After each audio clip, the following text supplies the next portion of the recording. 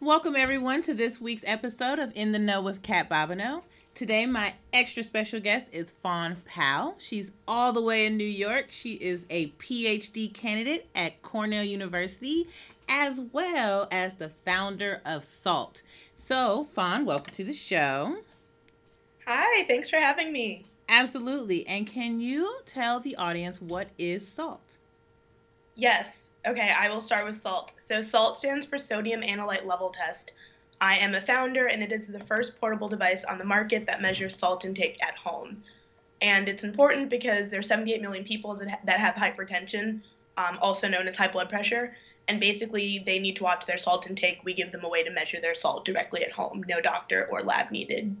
That is amazing. And so how did you even come up with S.A.L.T and how did you get that started? Let's tell us the story of that. Of course. So, as you know, I'm a PhD candidate here at Cornell. So I'm a trained scientist through and through. So as a scientist, sort of what I do is science. I'm in the biomedical sciences. So basically, I took this class that was part of our curriculum, which was basically business fundamentals for entrepreneurial scientists. And in this class, we basically had to create a fake business around a patent that the university owned. So everyone picked their patent. We had like hundreds of patents in this huge portfolio. And so I opted to pick this equation patent for sodium because my dad, actually, who's now deceased, he had high blood pressure. So when I saw this salt equation, that immediately sort of spoke to me. I was like, wow, this is like, something I can relate to. So I took the equation, and in my little sort of fake class, I built a business around it. So with this little equation, I built a physical device to implement the equation, and I also designed a mobile app to use with the device. So the actual device is a smartphone-based device. And so I did that in the class as sort of our fake business pitch. So we gave our business pitches at the end of the class, and there happened to be a cardiologist who was also an angel investor in the audience who saw my sort of fake class business pitch. And so Wow. afterwards, she came up to me and she was like, wow, this is really great. I think this idea has legs. And so she was really one of my first champions that led me to pursue the idea. And that was about 2.5 years ago. So fast forward 2.5 years, we developed our working prototype. We've raised some money. We are starting a clinical trial, and it's all really exciting. That is an amazing story. And it's so interesting that although you are in the biomedical sciences for your degree, you actually had an opportunity to take kind of like a business aspect of it. And then on top of that, you must know coding or computer science to even build the app. So it's like you're multifaceted with everything you're doing, which is so amazing. Oh, that's so great. Thank you. I will Yeah. say that the startup is very much a mix of the sciences and tech. I personally think to be a good digital health or health tech founder, you need some sort of expertise. And as far as the app, I did not build it all by myself. I definitely hired app developers, but I Okay. was able to do some of the basic computer vision myself because that overlapped with my PhD work. And that's amazing. And let's go ahead and talk about that. So, what are you getting your PhD in? So I'm getting my PhD in computational neuroscience, which is a mouthful, but Yes. basically it means I analyze human brain scans. So I don't know if you've ever had like an MRI, like like let's say you fall, and they Mm-hmm. sort of basically give you it's a glorified X-ray. It's an Right. X-ray with more picture quality. So I look at MRIs, I look at fMRIs, I look at DTIs, which look at white matter tracks, all sort of MI you can think Mm-hmm. of, I look at. Right. And so basically, we look at that in various disorders, and we build and test mathematical models on those brain scans. So I've looked at autism, I've looked at schizophrenia, depression. Right now, I'm working on something with Huntington's disease. So that's sort of what I do.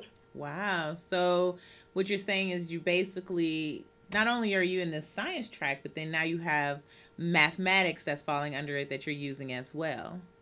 Definitely. So It's it's all very interdisciplinary. yeah. So it's almost like you are the complete STEM package.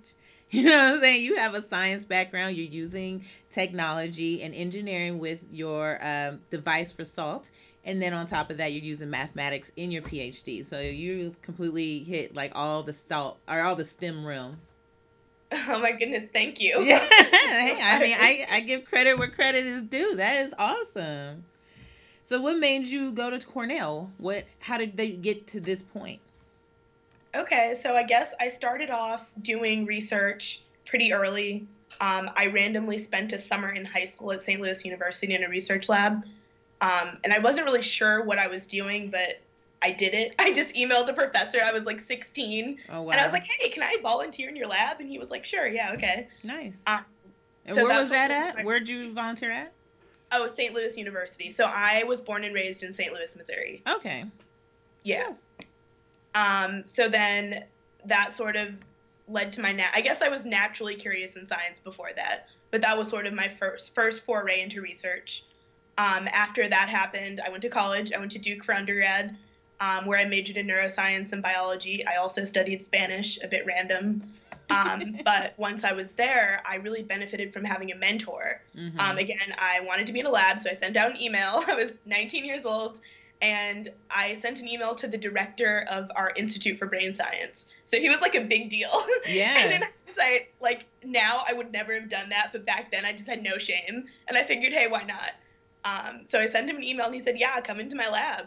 And he was a real champion for me. He gave me really great research. I had an amazing postdoc as well, who I worked with, who really mentored me. And together, they allowed me to take charge of research projects. I got to do two very cool research projects.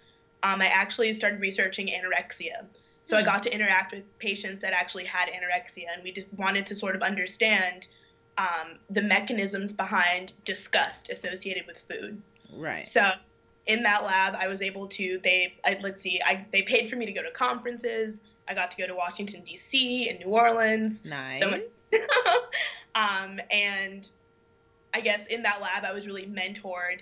And when it was time to sort of go to graduate school, my mentors really helped me because at all these schools I was applying to, they knew most of the people because science is such a small world that everybody kind of knows each other. So I sent out a bunch of applications. I was fortunate in that I was accepted to a lot of places, again, just because science is so small and you really benefit from networking. And then I wanted to be in New York City, so I'm at the medical campus in New York City.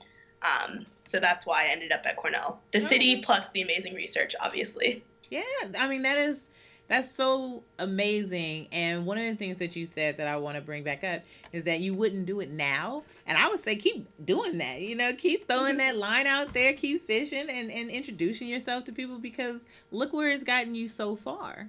So you just never know. And I love the fact that you are or you were so willing to talk to people, and I think you should still be that willing and go after whatever you want. So that's my little 2 cents on that.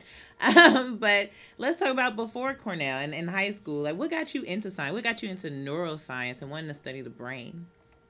Yeah, so I guess what got me into wanting to study the brain, so it's two things. So, one of all the sciences, I find neuroscience the most relatable. Like, if you sort of look at the broad array of sciences, you've got chemistry, which is interesting, but it's sort of abstract. Physics, like, who understands that? Earth sciences, but neuroscience is really something that you see and you interact with every day, even with just a conversation you're having with somebody. Mm-hmm. So that was really interesting, but also I had a personal connection to it. I had a great aunt and a great uncle who were siblings, one of which had Down syndrome and one of which had schizophrenia. Hmm. So growing up, I guess society sort of labeled them as abnormal. Mm-hmm. But because I grew up with that, it was normal to me. And so I guess I sort of grew up really close to these mental disorders and understanding that, they're not traditionally disorders the way that society likes to label them. And I guess that sort of sparked my interest in further understanding the brain. Okay. And so you had a personal stance in studying the brain, but was there anyone in science that was like, you should pushing you that way and saying, yeah, study science, like someone in your family or friend of the family, or what first sparked your mind to say science is what I want to do? I think so. Nobody really in my family was pushing me to do science. My mom is in education, in like early childhood development education. My dad had a construction company. So science was not, an active part of my household. I think some of my just natural characteristics lent themselves to science. For example, scientists always ask questions. Scientists are always curious. scientists always want to know why something's going on. And Right. just very early on, that was sort of just my personality.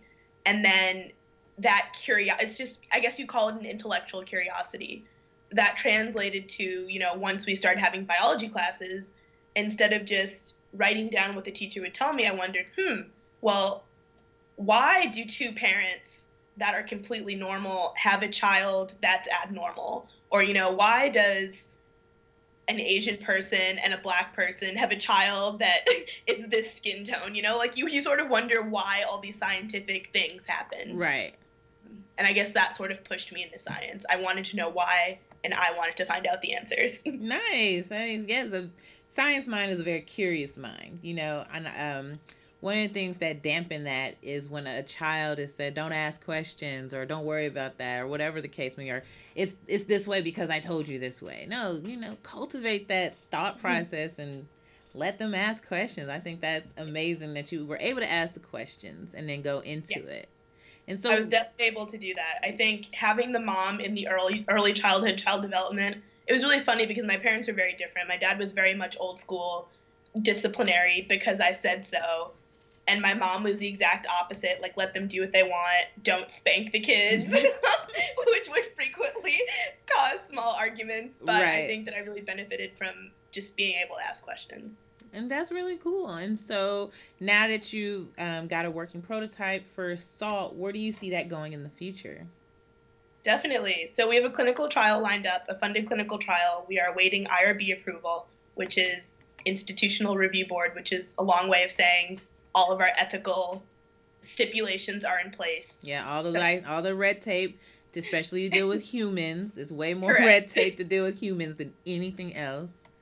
Definitely. So that's our plan. So we are waiting to start our 200 subject clinical trial. Our plan is to basically prove that our prototype works, improve our prototype if there are places to improve our prototype, and then also show that people actually use it. So a really sort of big issue in health tech is that, and even honestly in all startups, but especially in health tech and especially in medicine, you find that people, like, founders often have an if you build it, they will come mentality. And that's sort of something that we can't always assume, especially in the medical field. As it stands, people barely take their medicine as it is. If somebody has like a very bad bacterial infection, there's a 50% chance they'll take their antibiotics. That's really crazy. Bad. That's really crazy. Like a serious issue. Yes. So something like salt intake, it's not a matter of immediate life and death, but long-term life and death. We still have to convince people to use it. So if people won't take their antibiotics, why will they take a salt test? Right. So part of something we're doing in our clinical trial is figuring out, what percentage of people are actually engaged in using it and how we can increase adherence. Okay. And when do you see the start of your clinical trials happening? Hopefully in the next 2 months. Cross our fingers. I got mine's crossed. And so, okay, I don't want to dive too much into your company. I know that's your company and what you're doing. And so what's your plans once you get your PhD? Definitely. So really exciting plans. I will continue sort of my trajectory of mixing business and science. I have signed an offer with a large healthcare consulting firm, or rather a large consulting firm, and I'll be working a lot in their healthcare group. So that'll be really exciting. And so basically what I'll be doing in this capacity is helping big healthcare companies solve big problems. So that includes all sorts of companies, pharmaceutical companies, small digital health companies, insurance companies, anything across the board. And continuing SALT. Oh, amazing stuff.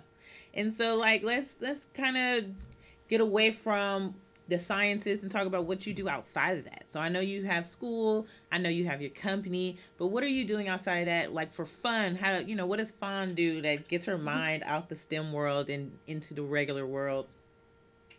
Definitely. So I do a lot of volunteering. I volunteer with this organization called America Needs You, where basically it's sort of like big sister, little sister, or big brother, little brother. You're assigned a mentee for 2 years, and you meet up with them in sort of structured curriculum settings. The first year for twice a month, the second year for once a month. And my mentee is a college undergrad. and they actually focus on first-generation college students, which is a cause that's really dear to me because my mom's a first-generation college student. So I do that. That takes Yeah. up a lot of my time on the weekends, but it's I'm really rewarding, really fun. I bet it does. It sounds like it does. Quite a time commitment. But what else do you do? Yeah. I also volunteer occasionally with Black Girls Code. They're Okay. pretty active in New York. They're in the Google building now, which is amazing. What else do I do? I mean, New York City is amazing. There's so many things to do. I go to jazz shows. Um, Nice. what else do I do? I like find food. I like always find random food. I was like at a Turkish restaurant last month. That was really good. Yeah, you know what? I love food. I always, any new city I go into, I definitely do not want to eat something I can eat at home. Like, I'm not eating anything that's a chain. Take me to like the nice little small mom and pop place or something like that where I can enjoy something new. I like stuff like that. So, same boat there. Yeah. Sorry, my interests aren't more like exciting. Like I don't like skydive or anything in my free time. I just hang out and eat food. That's fine. Not everybody is born to skydive because I'm not born to skydive at all. I'm not jumping out of anyone's plane.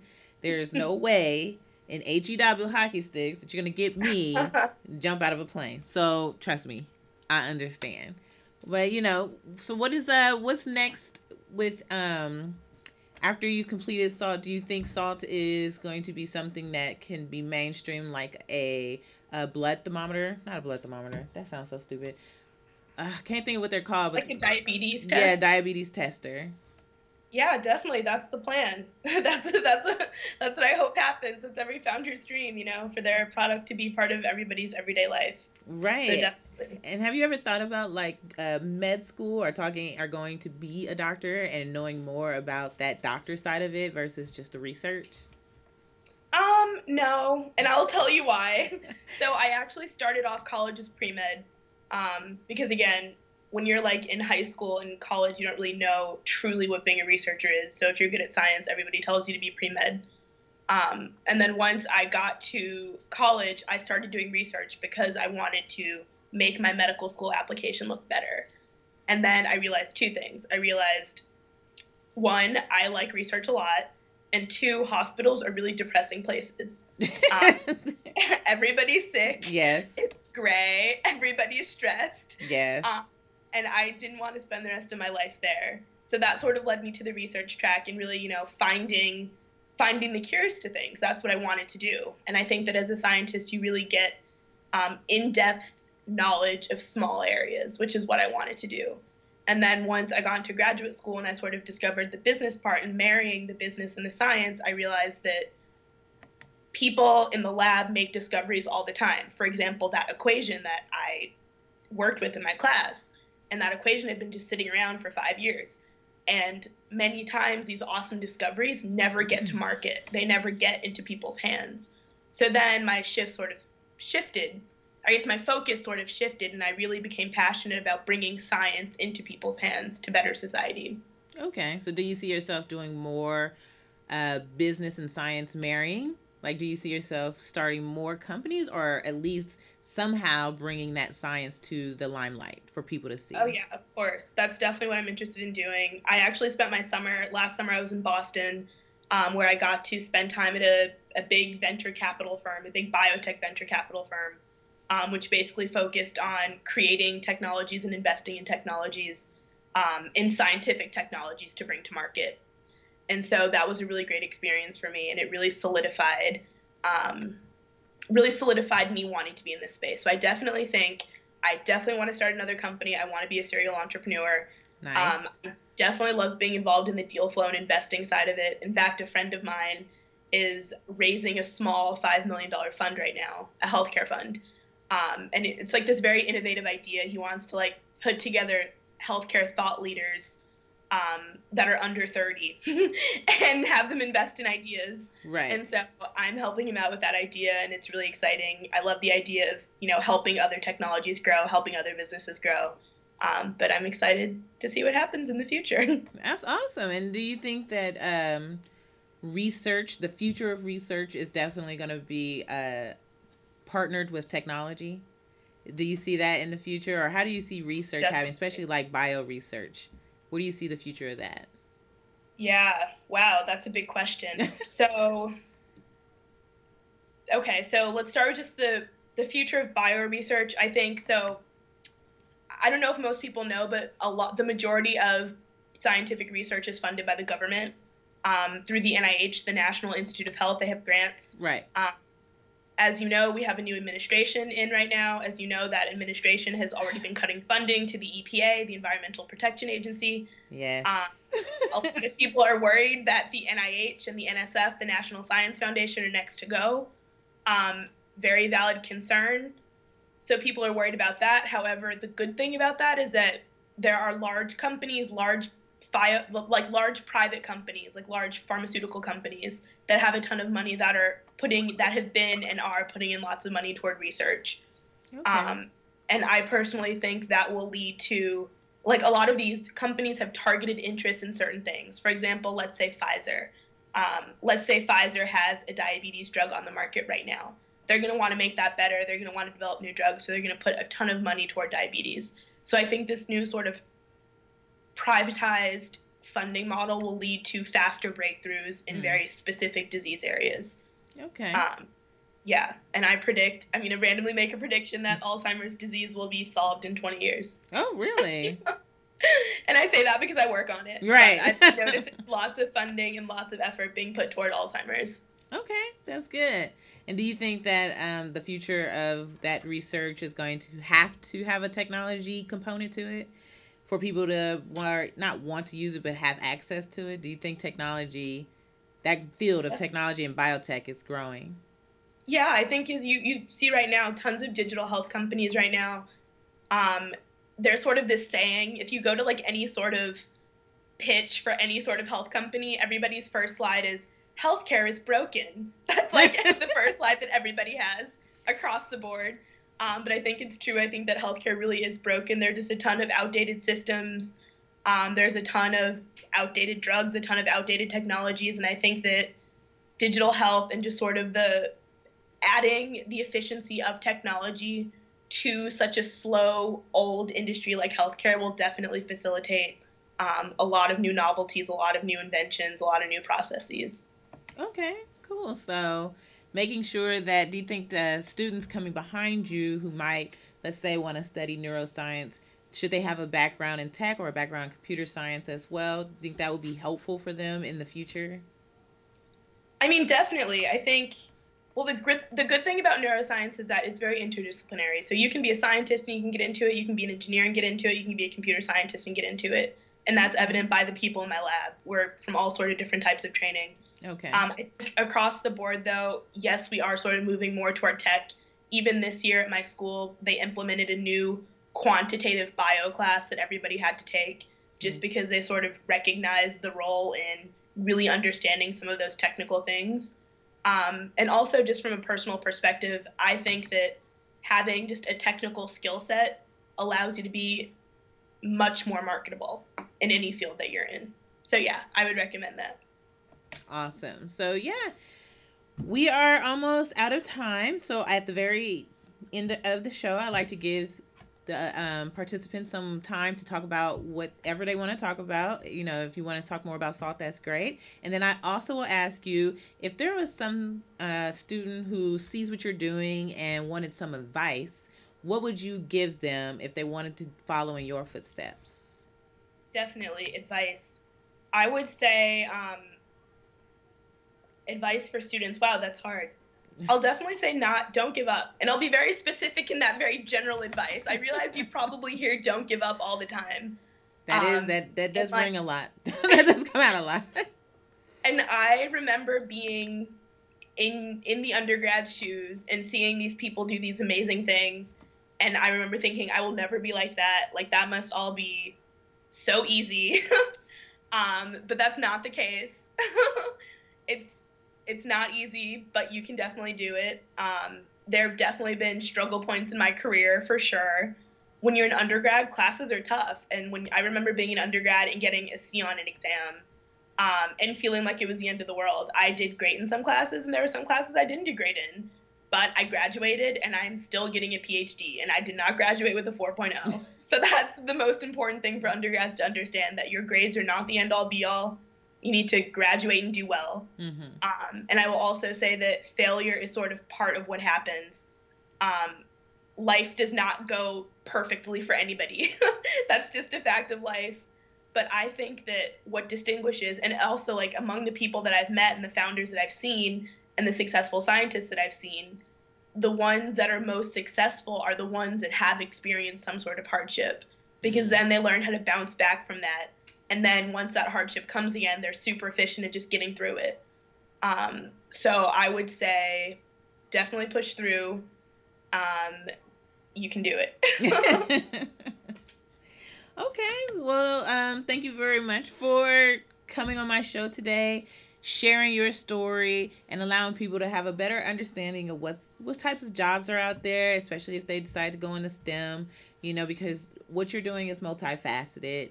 I mean, it falls under science, but then you're doing computational work, which is computer work. Also, you're implementing mathematics into it and technology. So and you're a founder, so there's so many things that you're doing that's STEM and business related. So sometimes the reason I do this show is because sometimes people don't understand what's out there if they were Yeah. to go into a STEM career. So thank you for being on this show. And I want to say thank you to the audience for joining us this week for In the Know Kat Bobineau. If you have any questions for Fon, please feel free to email them to me and I will get them over to her. Until next week, thank you.